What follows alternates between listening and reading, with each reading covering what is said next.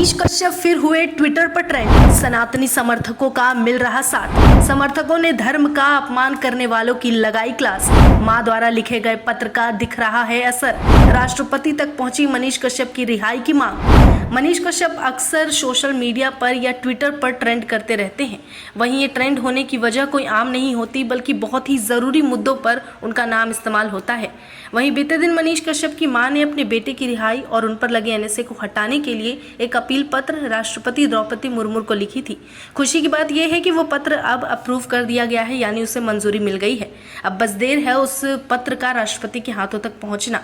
वहीं उस पत्र का विषय जहां मनीष कश्यप पर लगे एनएसए को हटाने की है, वहीं दूसरी तरफ सनातन धर्म के बचाव के लिए भी लिखी गई है। अब उसी पत्र को लेकर एक बार फिर मनीष कश्यप सोशल मीडिया पर ट्रेंड कर रहे हैं, जहां लगातार अब तक 30,000 से ऊपर ट्वीट हो चुके हैं।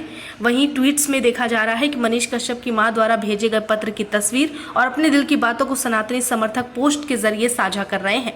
दरअसल ये वही मामला है जिसमें एमके स्टालिन के बेटे उदयनिधि स्टालिन ने सनातन धर्म को डेंगू, मलेरिया और कोरोना वायरस जैसी घातक बीमारी बताया था और कहा था कि इसका सामना करने की जरूरत नहीं है, विरोध करने की जरूरत नहीं है, बल्कि इस जड़ से मिटा देना ही जरूरी है। इस संदर्भ में अब जो लोग ट्वीट कर रहे हैं उनका भी यही सवाल है कि जब मनीष कश्यप पर, जो समाज के लिए एक सेवक की तरह उभरा, जनता की आवाज बनता रहा, उस पर एनएसए लग सकता है, तो जो सच में आरोपी है, जो सच में गलत है, जिसने एक धर्म को गाली दी, उस पर एनएसए क्यों नहीं लगाया जा रहा, उस पर कार्रवाई क्यों नहीं हो रही है। इतना ही नहीं, एक तरफ जहां मनीष कश्यप ने ट्विटर पर ट्रेंड कर रहे हैं, वहीं अब दोबारा से इसी मुद्दे को और भी ज्यादा हवा मिल गया है। जहां सनातन धर्म को अब तक डेंगू, मलेरिया बताया जा रहा था, वहीं अब स्टालिन के ही पार्टी के सांसद ए राजा ने सनातन धर्म को एचआईवी जैसी बीमारी से इसकी तुलना की। लगातार सनातन धर्म के हो रहे अपमान पर फिलहाल जहां लोग अपना गुस्सा जाहिर कर रहे हैं, वहीं हाल ही में स्मृति ईरानी ने भी इस पर टिप्पणी करते हुए कहा है कि सनातन धर्म को यूं ही कोई चुनौती नहीं दे सकता।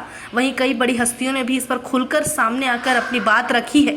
मनीष कश्यप की माता द्वारा लिखा गया ये पत्र और उसमें सनातन पर हो रहे प्रहार की जांच के लिए उठाया गया विषय बहुत ही जरूरी और प्रभावशाली बताया जा रहा है। और वो पत्र ये दर्शाता है कि जहां एक मां राष्ट्रपति से अपने बेटे की गुहार लगा रही है, वहीं भारतीय नागरिक भी अपने सनातन धर्म की रक्षा के लिए आवाज उठा रही है।